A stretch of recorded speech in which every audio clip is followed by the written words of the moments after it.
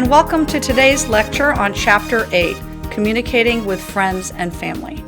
This is a part of our series on interpersonal communication, and our book has different chapters that focus on relationships with your friend and family, as well as relationships with romantic partners. But this chapter is about communicating with friends and family. So let's talk about the importance of friends and family.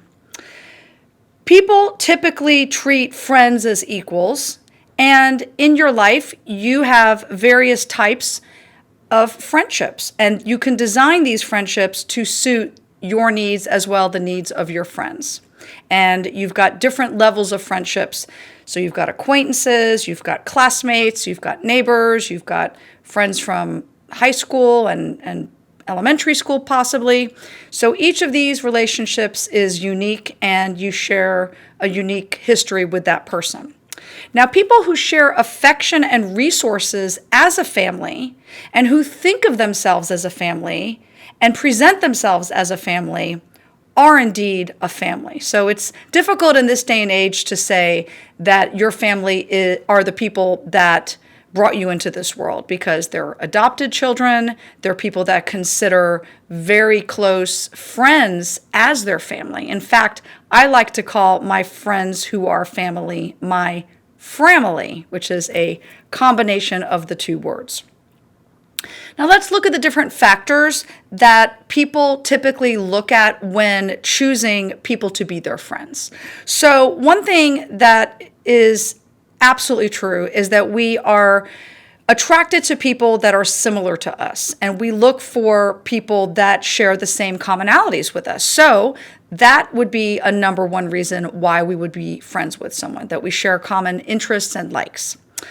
Also, we may be attracted to or have friends that are completely opposite of us, and they balance us out. So say you're an introvert and you have a friend that's an extrovert.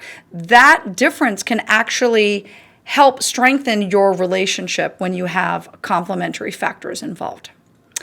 Also, people typically choose people that they like and appreciate to be their friend, as well as have admiration for. And another key factor that people look at when deciding to be a friend to somebody or be someone's friend is someone that they can open up to, someone that they can look up to. And that's very important, because we talked about disclosure and self-disclosing, and I couldn't see myself spending time with people, or a significant amount of time with someone that I don't feel like I could trust or share information with. Also, we choose people to be our friends that we would interact quite frequently with, although in this day and age, because of time and distance and so forth, sometimes it's not so easy to have physical interaction, so we rely on our friendships to be online. And then also the last thing that people look at when deciding to be friends with someone is if the relationship is rewarding to them. Obviously, it should have some kind of benefit. That person brings out the best in you. That person makes you smile, makes you laugh. You always have a good time with them. Think about the joys and the benefits that certain types of your friends bring into your life, and think about the reasons why you're friends with them. You might find it interesting. All right, so now let's take a look at 4 reasons why you don't have to be perfect to be a good friend. And we all know that friendships take work. Any type of relationships takes work. But to be that perfect friend can sometimes be a challenge, because you can't be all things to all people. So one thing that you have to keep in mind is that first impressions can be misleading. I'm a very big believer in first impressions and making your best possible first impression, but we tend to overestimate the similarities that we have with our friends, and we tend to underestimate the similarities we have to people that we may not know so well. So keep in mind that your first impression is not necessarily going to be how that person actually is. They might be having a bad day, like we all do from time to time. Also, perfection can be a turnoff. I know we strive for that, we aim for that, but let's face it, nobody's perfect, right? And no one wants to be around someone who's constantly perfect, because we don't want to feel or look bad in comparison to our friend. But sometimes we have that friend who just seems like they have it all together all the time. Now, one thing I want you to remember about you don't have to be perfect to be a good friend is that it's not all about communication, but it's a lot about communication. So what does that mean? It means communication is not 100% everything. However, it is extremely important in terms of your relationships. And studies have shown that the frequency and the depth and the disclosure that you have with your friends determines the longevity of that relationship. So working on your communication and aiming to be a more competent communicator is only going to help you in your personal relationships as well as your professional relationships. And then, of course, making an effort can bridge differences between you and your friends. Let's face it, life isn't easy. Relationships are hard, and all relationships take work and effort. But sometimes breaking free of your comfort zone and extending an olive branch to somebody and meeting them halfway, or just trying to take their perspective, is going to help solidify that relationship. As I stated earlier, relationships take work and they're not always easy, although some are definitely easier than others just because of people's personalities and how they blend together. So now let's take a look at the different types of friendships, of interpersonal relationships that you may have and the factors that define them. So you might have short-term or long-term relationships with people. You might have heard the saying, people come into your life for a reason or for a season. And I think we can all agree with that we've had lifelong friends that no matter how long of a time gap there is between speaking with them, you can just pick up right where you left off like no time had ever passed. And then there are people that just come into your life for a certain period of time, and usually for a specific reason. But remember, your life changes, and with those life changes, some of your friendships change, and it's natural to have to let go of some people that are not bringing positive energy into your life. And I encourage you to examine the relationships that you have and see if some of them may need to be reevaluated. Another type of friendship is a high disclosure or a low disclosure relationship. So you need to ask yourself, is this someone that I can completely trust? Is this someone that I feel comfortable sharing with? Or is this someone that I have a low disclosure level with, that I like and that person's cool, but I wouldn't necessarily give that person or share with that person my deepest, darkest secret? Also, relationships can be categorized as doing or being oriented. So doing would be tasks and activities. So working out with that person, playing tennis with that person, doing yard work or activities with that person. Whereas being oriented is just spending time with that person, just hanging out, having conversations, laying on a blanket and looking up at the sky, listening to music together. So there's different types of levels between being and doing oriented. Another factor in your friendships are whether they're low or high obligation. And that's pretty self-explanatory. So if you have a friend that you have a low obligation to, you're not necessarily going to go out of your way to help them in a time of need. But you have other friends that are high obligation, in which case you would give them the shirt off your back, you would bail them out of jail, you would be that person they could call at 2 a.m. if you were in trouble and they needed your help.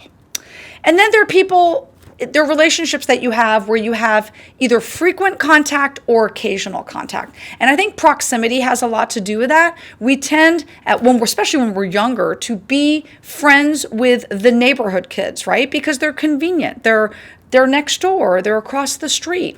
But as you age and as you're able to drive and have more freedom, you're not necessarily going to hang out with these people because you have options and you have choices. But there are people that you naturally spend more time with, and others that you wish you could spend more time with, but you just can't because of the physical distance between you. So we all want to know how we can become a better friend, right? I certainly want to know. So I'm going to share with you right now 7 communication strategies to help you be a better friend. So the first one is, and this is pretty obvious, be a good listener. We talked about the importance of listening and how it's the most critical communication skill for you as a student here at Georgia Highlands College. But being a good listener involves being mindful, being present, and listening physically, listening mentally, and having a listening goal. So what do I mean by that? Listening physically means facing the person, looking at them, having eye contact. Listen mentally is putting the distractions away, clearing out your mind and really focusing on what that person's saying. And then knowing your listening goal is, what is the purpose for me to be listening to my friend right now? Is it listening for support? Is it listening to analyze a message? Is it listening for retention? All the different reasons we talked about in the chapter on listening. Another strategy is to give advice sparingly. Everyone has an opinion, right? But not everyone really wants to hear your opinion. So unless your advice is solicited, you may want to watch how much advice you give to people, because again, sometimes people just want to be heard. Also, you want to share your feelings respectfully. You never want to intentionally or unintentionally hurt someone's feelings. So be careful about that. Another thing that's easier said than done is to apologize and forgive. Personally, I think the hardest two words in the English language to say are "I'm sorry." And I think you would agree with me that it's easier said than done. But when you forgive someone and you apologize, it sometimes can really make a world of difference. The next item you can do to become a better friend is to be validating and appreciative of that person. Show that person that you care. Give them that comfort. Show them that you value them. I think that is something that's really missing in today's day and age. You also want to stay loyal, especially in hard times. It's interesting to see who is your true friend when life gets tough. And we all go through our times. And I think we have found who we really can count on when the times get tough. You also want to be trustworthy. If someone tells you something in confidence, keep that confidence, respect it, don't betray it. We all know what it feels like to have our confidences broken. And then you want to give and take equally. I think we've all been in relationships or friendships when we're with a taker, where we're with someone that constantly is always asking something from you or of you, and you're always the giver. And that really gets old after a while. Relationships should be reciprocal, and so you should think about that as well. So those were the 7 strategies for becoming a better friend.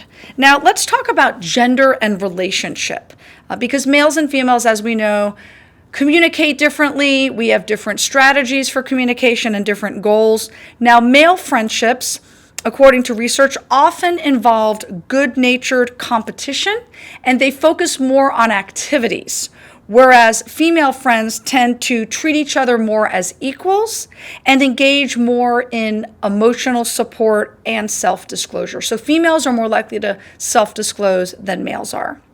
And one thing I want you to think about, and we'll talk about when we meet in class, is, do you feel that heterosexual men and women can be just friends?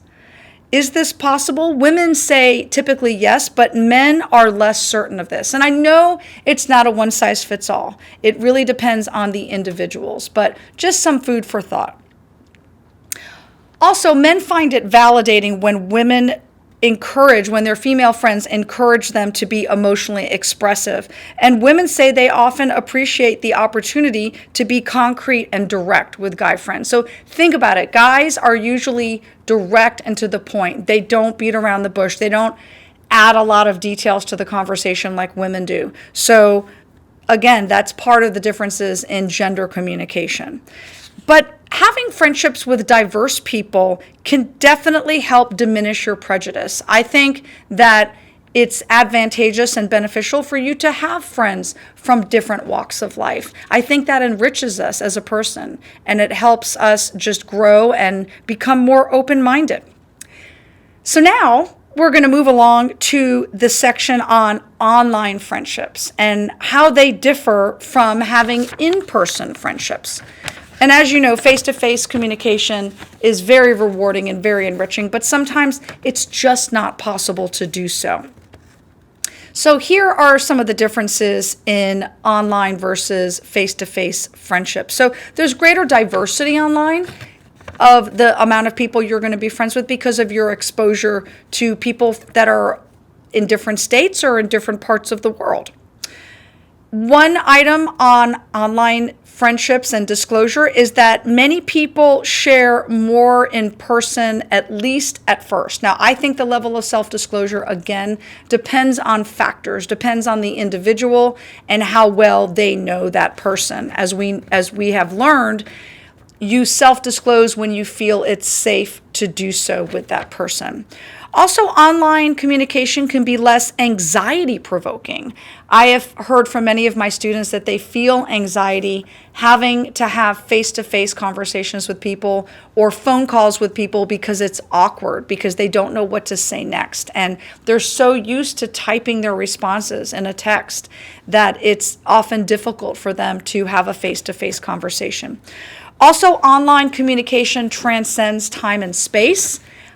I have friends all over the world, from China to Europe to South America, that I communicate with daily. And thank goodness for online communication, for WhatsApp and for FaceTime and for all the wonders that our technology brings us.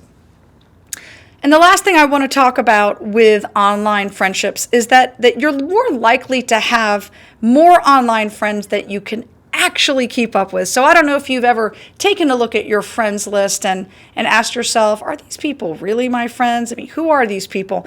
And I don't know about you, but I find it exhausting to keep up with everybody. And I often tell my friends, if I don't like your picture or comment, I didn't see it. As we know, one of the downfalls of social media is that it's just such a time-consuming activity. And there was an anthropologist named Robin Dunbar who professed that there is a Dunbar's number. So what that is that people have only a certain amount of mental and emotional energy for no more than 150 friends at a time. Now, I don't know how much mental energy you have, but as we know, all friendships take work, whether they're in person or online. So be careful on how much time you're investing, because you have other things to attend to in your lives as well. Now let's talk about parenting relationships. Not many of you are parents, but I can definitely say that you have parents, and each of your families operates in a unique situation. So families may make decisions based on conformity or conversations with their children, and the children either are going to be accepting of that or not. So let's talk about the family dynamic. So if your family's parenting style is more focused on conversation, then they're more likely to talk openly and possibly negotiate a curfew. Whereas if your parents have more of a conforming style, they're just going to expect you to follow their rules with no questions asked. Another aspect of parenting that I wanted to talk about is that the styles may vary from authoritarian to authoritative to permissive. So let's look at these three. The first is authoritarian, which is basically my way or the highway. It's because I'm the mom and I said so. You probably have heard that before. And an authoritative parenting style is firm and strict. However, they do encourage conversation with their children, and they're open to that. So it's more flexible than the authoritarian style. And then the final type of parenting style is a permissive style, where really there aren't any rules. The parents really aren't parenting. And although you may think that's a great idea and that's pretty awesome, I think your views on that will change when you become a parent yourself. So now let's talk about sibling relationships. Many of you have siblings. We've talked about whether you're an only child or have brothers or sisters, and you all have different relationships with your siblings. And we're going to talk about 5 different sibling relationships. So the first one is called supportive, and you can imagine that's a really good one. This is one where you talk, there's a lot of talk and a lot of communication with your siblings. The second one is a longing relationship, and this is where you admire your siblings, but you interact less frequently than you would like. Some of you might have siblings that are much older than you and say they're married and have children of their own, or live in a different town or state, which makes it more difficult to see them regularly. So you might have that longing for that relationship with them.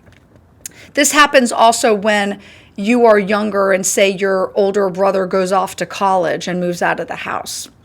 Now, the third type of sibling relationship is a competitive one, and you might be very aware of that. If you have brothers or sisters, you're highly competitive, whether it comes to sports or academics, but sometimes this rivalry extends into adulthood. So it's not just when you're kids. You can be full-grown adults and have a very competitive relationship with your siblings. The next 2 are not so great. They're going down on a negative plane. The next one is an apathetic relationship, and this is where you only really see your siblings on special occasions or holidays. And then the last one is definitely one that I would not promote, and that's a hostile relationship with your siblings. This is where you speak very little to them, if at all, or you just completely stop communicating with them and don't have any contact at all. So the last area that we're going to discuss here on this chapter on communicating with friends and family is how you can strengthen your family ties. And I'm going to give you 8 tips for doing this. So the first one is to share family stories, to recall stories of when you were younger, or to ask your parents to tell you stories about things that you or your brothers or sisters did when they were younger. Also listening. I can't emphasize that enough. Being a good listener and keeping your mouth shut while your siblings or your parents are talking and listening mindfully to what they have to say. Also negotiating privacy rules. That's really important. Sometimes we feel like our privacy is we don't have any at all, right? Especially if we have to share a room with a sibling. So you want to negotiate some privacy rules and really stick to them. You also want to work on your conflict management. As we know, the one constant in our life is that we have conflict. We have conflict within our families. And so you need to work on how to properly manage that conflict. Conflict isn't necessarily bad. It's how you manage it that's important. Also, you want to share confirming messages. We talked about confirming messages and disconfirming messages. Very important to validate your family by giving them uplifting and positive messages. You know, a compliment goes a really long way, and it can even ignite a positive spiral, which is what you want. And then last but not least, have fun together. That's what life is all about. You have to look for the fun. You have to look for the joy. Yes, there's everyday tasks that we have to do. We have to cook. We have to clean.